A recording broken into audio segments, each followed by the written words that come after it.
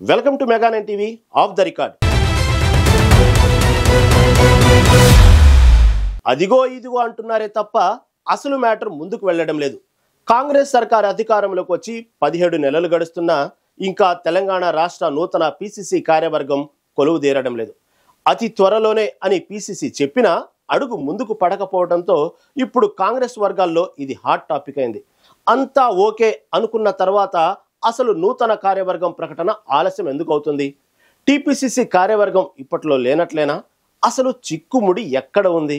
Let's watch this of the record.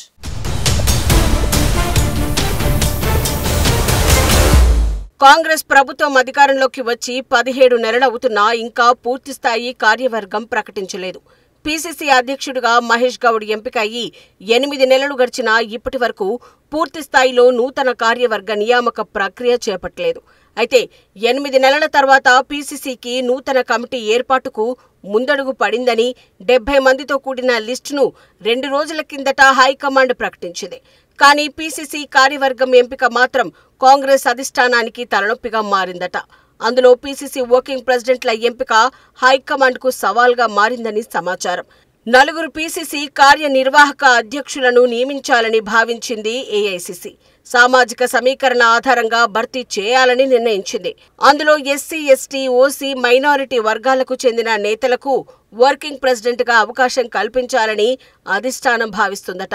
ఈ కోటాలో SC నుంచి సంపత్ కుమార్, ఎస్టీ కోటాలో ఎంపీ బలరాం నాయక్ లేదా బెల్లయ్య నాయక్, ఓసీ కోటాలో ఖైరతాబాద్ డీసీసీ అధ్యక్షుడు రోహిన్ రెడ్డి, మైనారిటీ కోటాలో ఫహీం ఖురేషీ పేర్లను ప్రతిపాదించారట రాష్ట్ర నేతలు.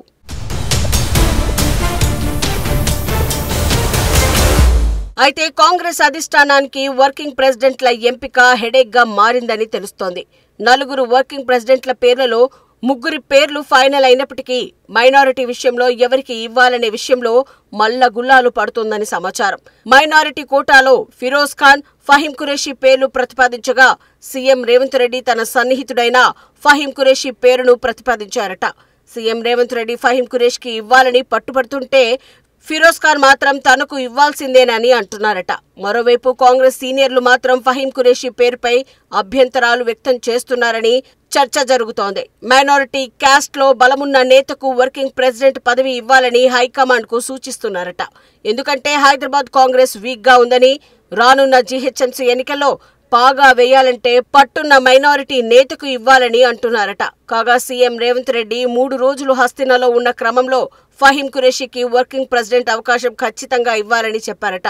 సీఎం రేవంత్ కు సన్నిహితంగా ఉండే ఫహీం పేరు విషయంలో హైకమాండ్ ఎటు తేల్చుకోలేకపోతోందట. దీంతో పిసిసి వర్కింగ్ ప్రెసిడెంట్ల ఎంపికను మరికొంతకాలం పెండింగ్ లో పెట్టే అవకాశం ఉందని తెలుస్తోంది.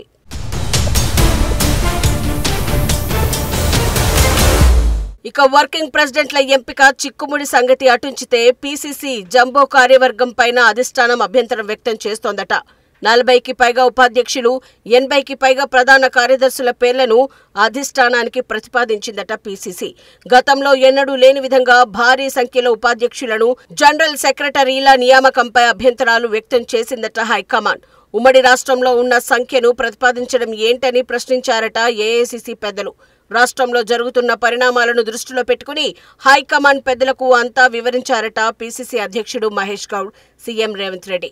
దీంతో అధిష్టానం కార్యవర్గం తుది కసరత్తు చేసి 1-2 రోజుల్లో ప్రకటించే అవకాశం ఉందని అంటున్నాయి కాంగ్రెస్ వర్గాలు.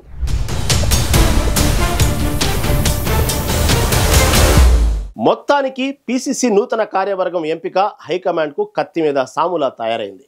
క్లిష్టంగా మారిన పిసిసి నూతన టీం ఎంపికను ఏఐసిసి ఎలా ఏర్పాటు చేస్తుందో వేచి చూడాలి.